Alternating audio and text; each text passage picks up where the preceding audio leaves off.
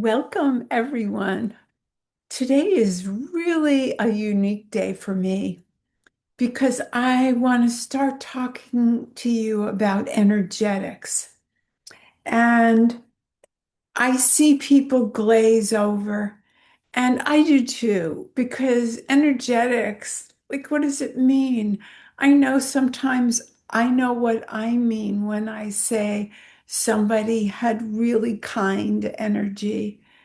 Actually, I remember the energy of the anesthesiologist in 1975 that delivered my surprise cesarean. And I was scared, and I didn't expect to be in labor then. I didn't expect to have a cesarean. I remember it more than 40 years ago. His kindness.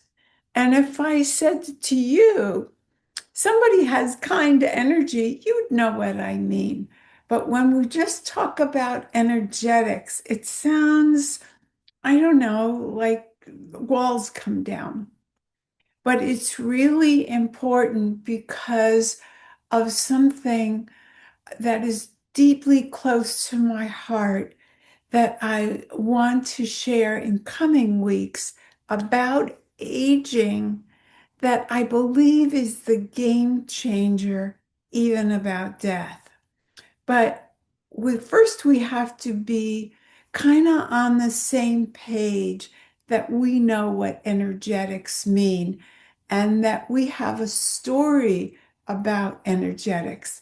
So I would like you to watch this cat video. I'm calling it a cat video, but it's just 22 minutes, 22 seconds, excuse me, just 22 seconds.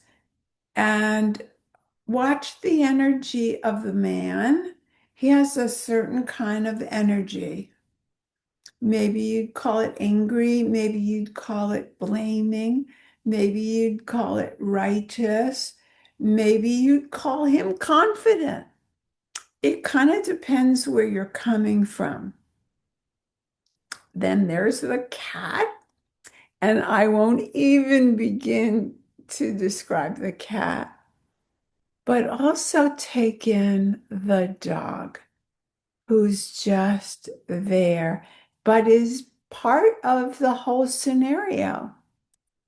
So here you go. You get to watch right now. The whole thing over. Don't start with me. You broke my plant. You are not blaming him right now. He was on the couch the whole time. No. Look at this. You knocked the whole thing over. Don't start with me. You broke my plant.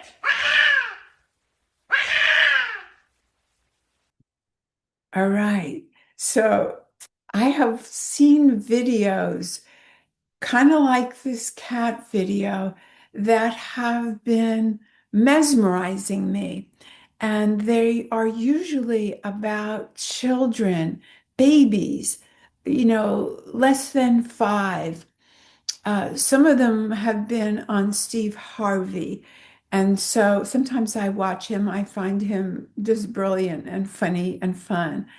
Uh, and he sometimes has a 3-year-old to a 5 or 6-year-old who has the energy of an old wise preacher or a domineering mother or a know-it-all or a preacher. And you go, where did that come from? This is a baby. This is a child. So I know it wasn't dubbed because I watched it. But some of these other videos, they might have been dubbed. That's not the important thing. But it's a baby. I won't try to act it out, but let me just try to convey what was so mesmerizing to me. These baby videos were of a child that was so young, they didn't have the words yet, but they had the energy like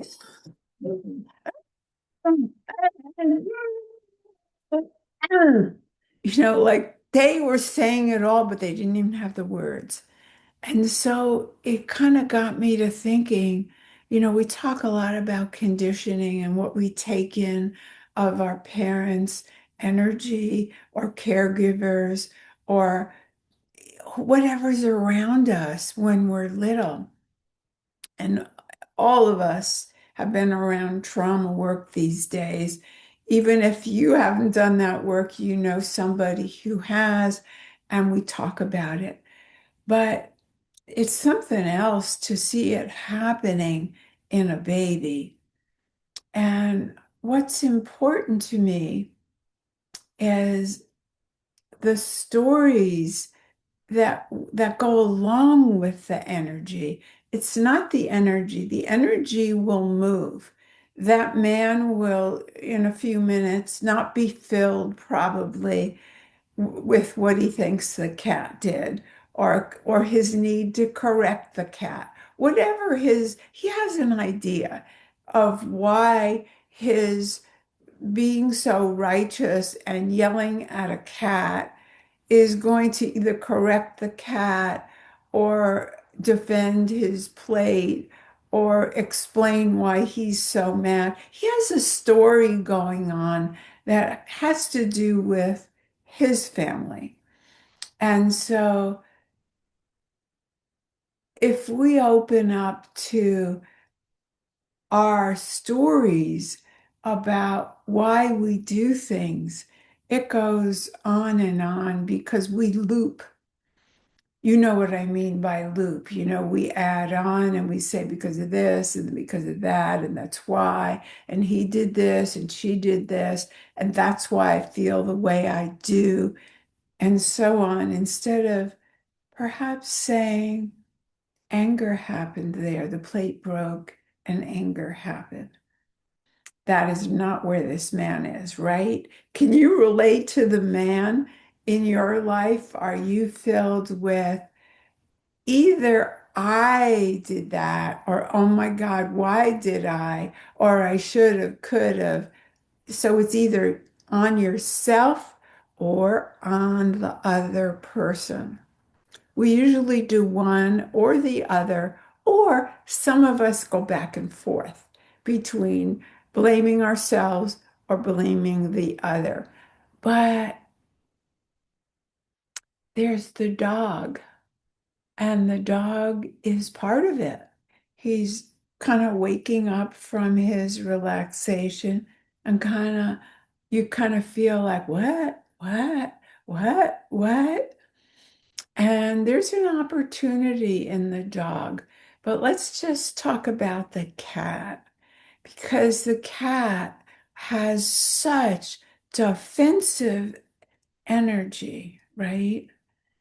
It's a cat, but he is describing what happens when we feel unsafe.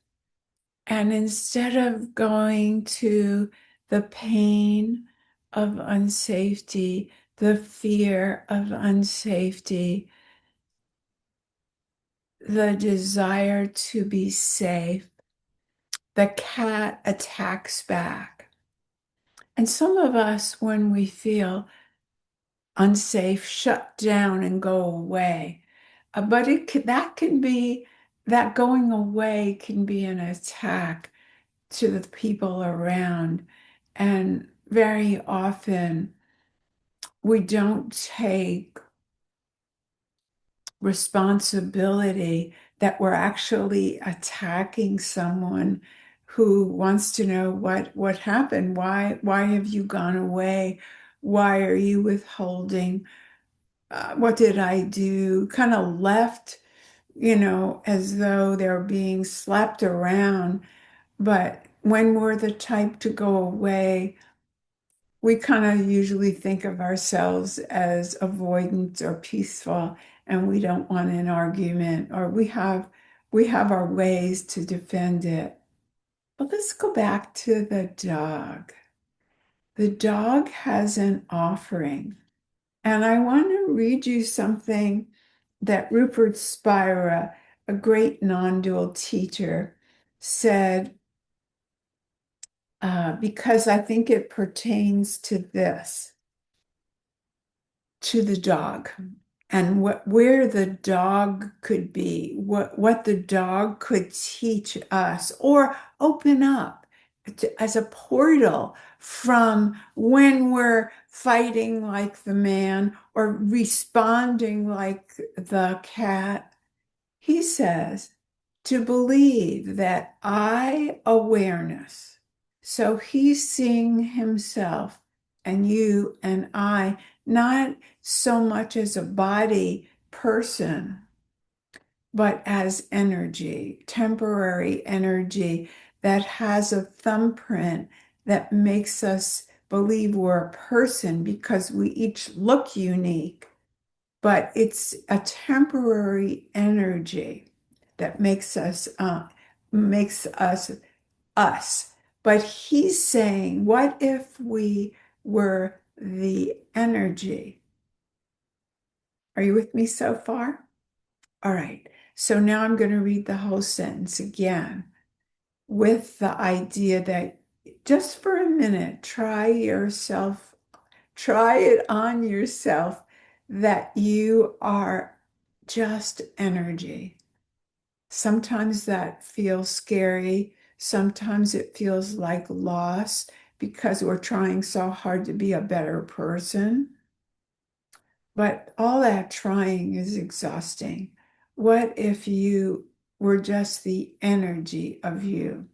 So, to believe that I awareness share the limits and the destiny of the mind and body is like believing that the screen shares the limits and destiny of a character in a movie. Can you take that in? I awareness. So if we're the screen, we're just like the awareness, like the dog.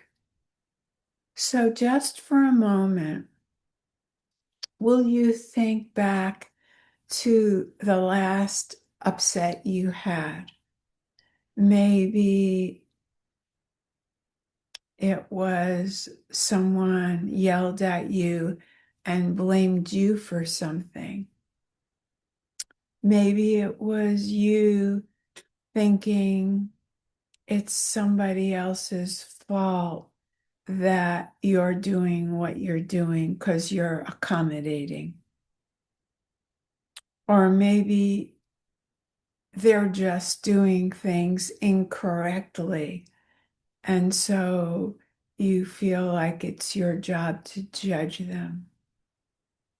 But what if we took away all these emotional dispositions, all these emotional reactions, and didn't believe the story? Because we're never going to talk you out of your partner didn't do this when you think he did do this. But what if you took a deep breath, felt yourself in your chair or on your feet, however you're listening, and you took in what is the screen to the movie? The screen is holding the movie.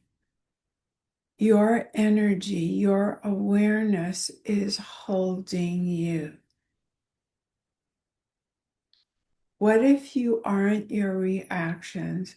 You aren't your history of the things you did and the things you felt. What if you are like the screen?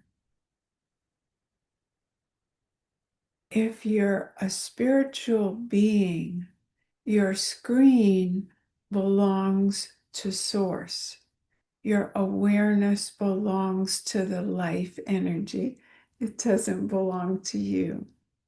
And it's not personal. Is there any part of you that feels some relief? Now, okay, we started with the last situation that upset you. Give it a number. How upsetting was it? 1 to a 10. Okay, I had an experience in a dental office where the dentist said it'll just be a little pressure. He had to put an implant in with a tooth that was broken. And oh my God, I got so mad because the pressure on my jaw and his leveraging my face to pull his tooth out was beyond anything I've ever experienced because it wasn't pain. It was not a little pressure, which is what he said it was. And my story was I was not ready for this. If he had said, we're going to go through something, it's better for you than me putting you out. It's going to feel like a lot of pressure. It might even feel scary. We're going to get through this together. It's going to work out really well in the long term. Anything like that. So I have a good story, right? Right? You can't argue with how good my story is. But my story about why I felt upset still could feel upset if I got into it. And my face is a little more asymmetrical. It's getting better. But what if I let go of the story of woulda, shoulda? He said it the best way he can because probably a 7 on the Enneagram and he didn't want to upset me. So he took the shortcut and said it would just be a little pressure. And then he thought, that was all he needed to say. And I have my forced reaction. But in your situation, what if we just let the story go? Who's right? Who's wrong? Who's justified? And just be the screen of there was this interaction,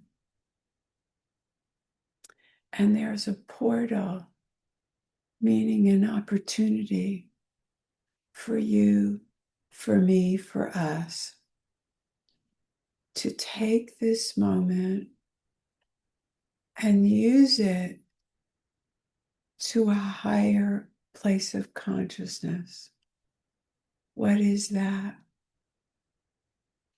I learned it through the horror of my daughter dying.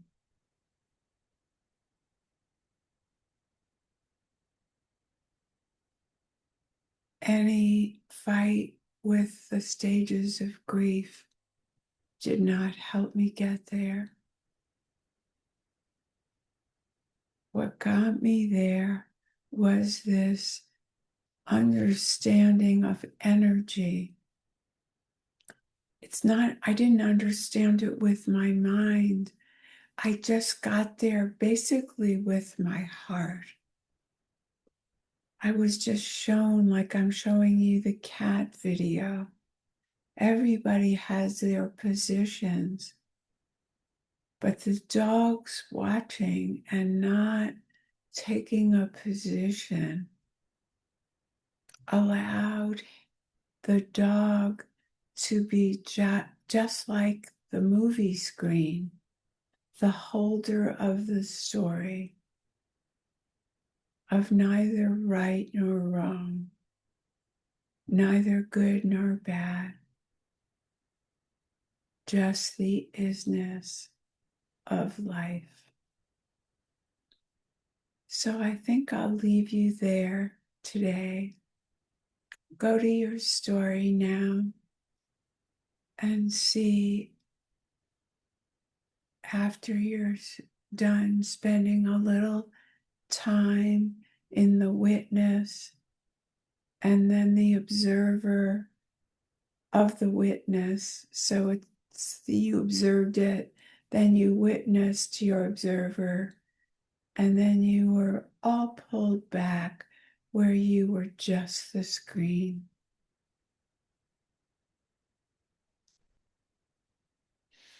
Isn't that the peace we've been yearning for? The allowing of what is. It's not something we've been taught. we've been taught doing, and doing leads to defense and accusation and right and wrong. And the laws will take care of that. You don't have to be the arbiter of that. There are rules in life, but that's not your concern. Your job as a human being is to live life fully. And the same thing that helps you age and helps you die peacefully is also the same thing that helps you live your best life. Bye for now. And if you wanna, you can see what number you're at right now in your story.